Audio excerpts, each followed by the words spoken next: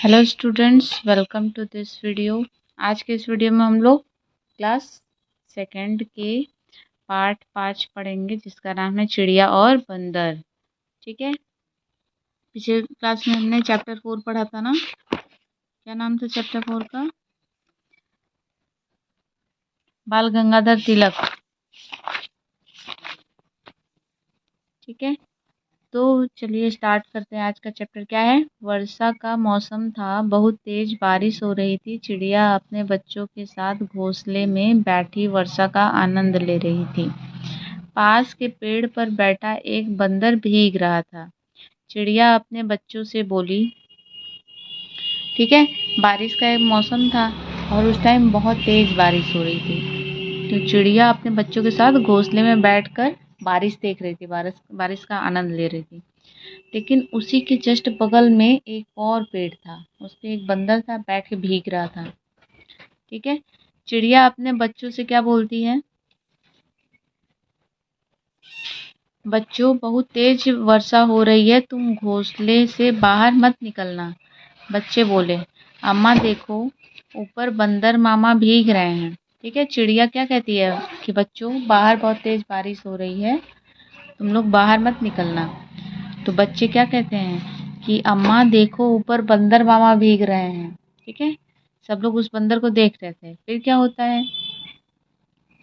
फिर चिड़िया बोलती है, अरे ये तो ठंड से कांप रहा है। फिर चिड़िया बंदर से बोली, भाई तुम्हें तो भगवान ने अच्छे भले हाथ पैर दिए हैं, तुम अपने लिए एक घर क्यों नहीं बना लेते?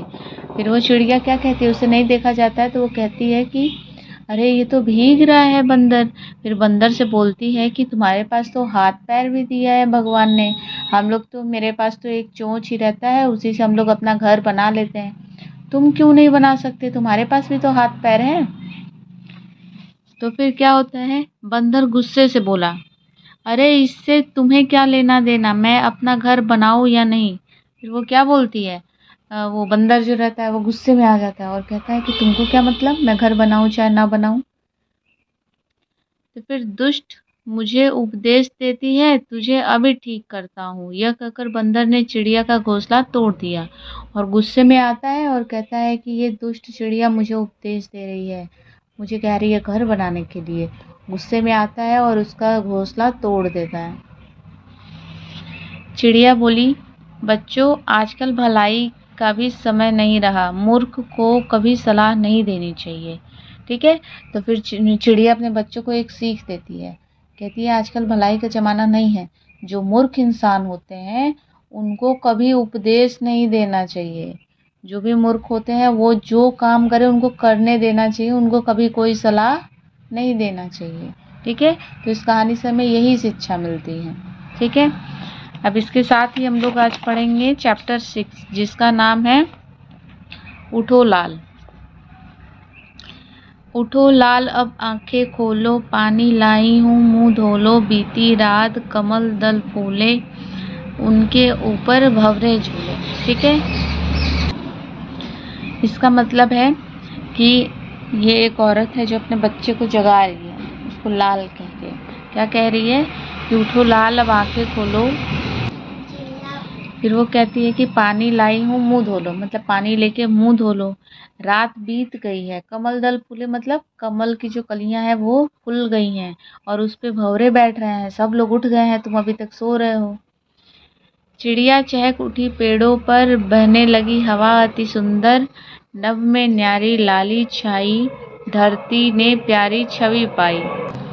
ठीक है, फिर कहती है कि चिड़िया जो है वो पेड़ों पर चहक रही है और हवा भी सुंदर सुंदर बह रही है, और आकाश में देखो एकदम लाल लाल बादल छाए हुए हैं, मतलब आकाश पूरा लाल दिख रहा है, और धरती भी काफ़ी सुंदर लग रही है देखने में। मतलब सुबह का जो सवेरा है, सुबह के टाइम जब सूर्य निकलता है तो आकाश में पूरा पूरा लाल हो जाता है ना, लाल कलर का सूरज दिखाई देता है। तो भोर हुई, सूरज उग आया, जल में बड़ी सुनहरी छाया, ऐसा सुंदर समय न खो, मेरे प्यारे अब मत सो। वो क्या कहती है, भोर है, सुबह का जो वो दृश्य होता है वो बहुत अच्छा होता है देखने के लिए, और वो सिखा रही होती है कि उठ जाओ और ये सब सुंदर दृश्य मत खो तुम।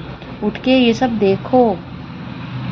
ठीक है, ये कविता किसने लिखा है? अयोध्या सिंह उपाध्याय हरिऔध। ठीक है, अब हम लोग शब्दार्थ पढ़ेंगे। लाल मीन्स क्या होता है? बेटा।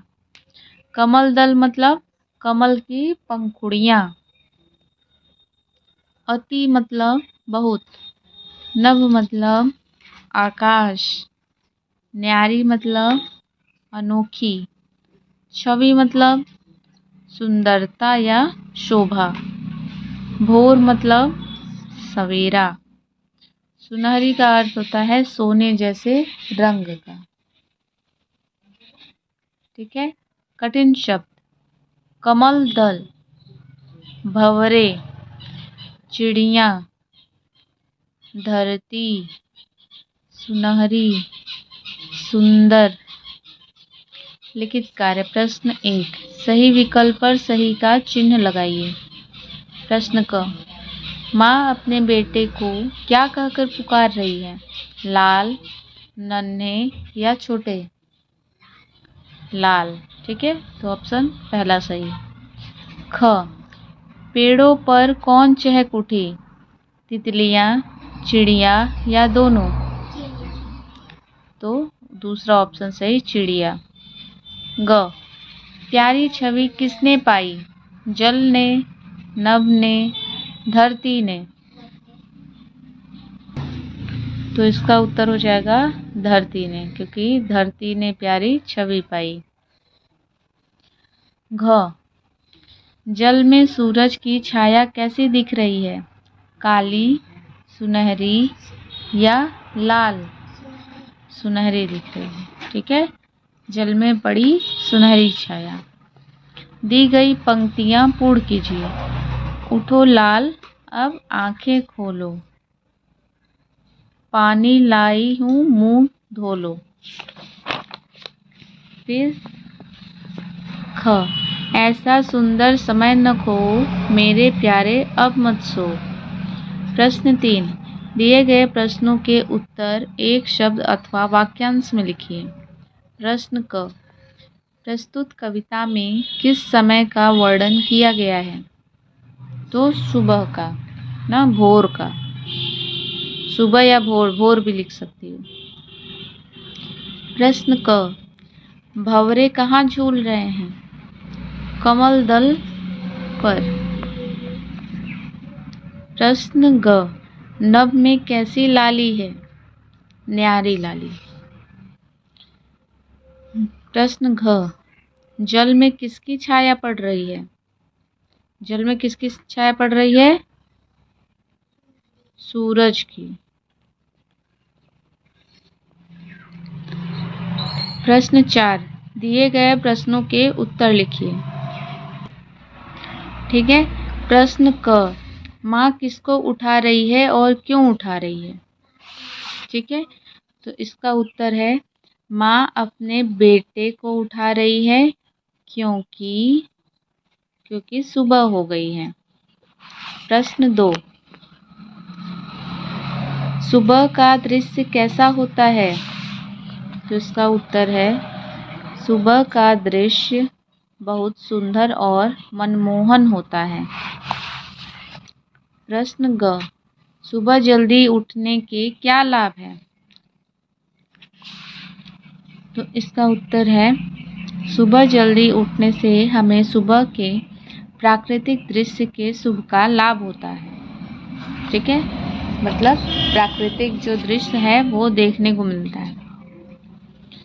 अब प्रश्न 5, कविता में से मिलते जुलते शब्द छांट कर लिखिए। खोलो, तो धो लो, धोली नहीं। फूले, तो झूले। छाई, पाई। आया, छाया। न्यारी, प्यारी। खो, सो। नीचे दिए गए चित्रों के आधार पर दो दो पर्यायवाची शब्द लिखिए। आँख का दो पर्यायवाची नेत्र और आंखें। आंखें पे चंद्र बिंदी होता है, क्योंकि ऐसे नेत्र नयन लोचन। लोचन। पेड़ का पेड़ और वृक्ष। पानी का जल और पानी, सही है। इसका सूरज और सूर्य।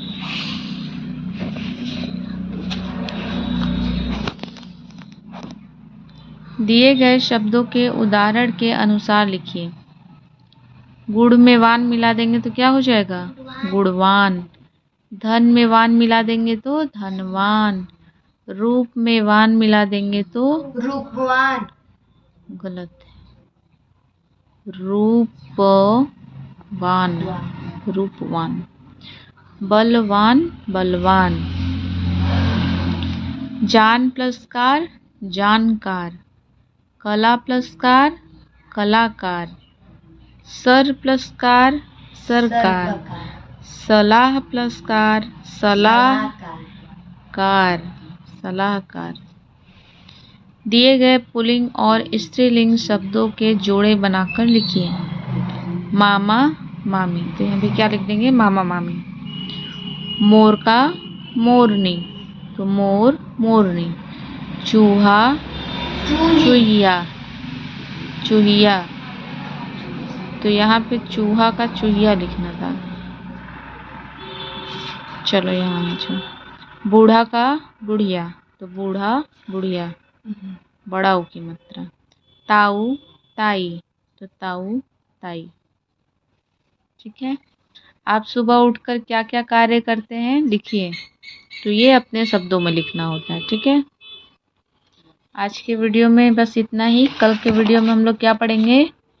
पार्ट 7, जिसका नाम है कौवा और कोयल। कौवा और कोयल कहानी पढ़ेंगे। ठीक है। आज के वीडियो में बस इतना ही। मिलते हैं नेक्स्ट वीडियो। तो हमें कमेंट बॉक्स में कमेंट करके बताएं कि आज का हमारा वीडियो आपको कैसा लगा। अगर आप हमारे चैनल पर नए हैं तो फटाफट से चैनल को सब्सक्राइब करके बेल आइकन को प्रेस कर दीजिए। अगर आप पीछे के वीडियोस को देखना चाहते हैं तो डिस्क्रिप्शन में आपको इस क्लास के प्लेलिस्ट मिल जाएगी, जिसमें सारे वीडियोज़ अवेलेबल हैं। तो मिलते हैं नेक्स्ट वीडियो में। तब तक के लिए thank you, take care and good.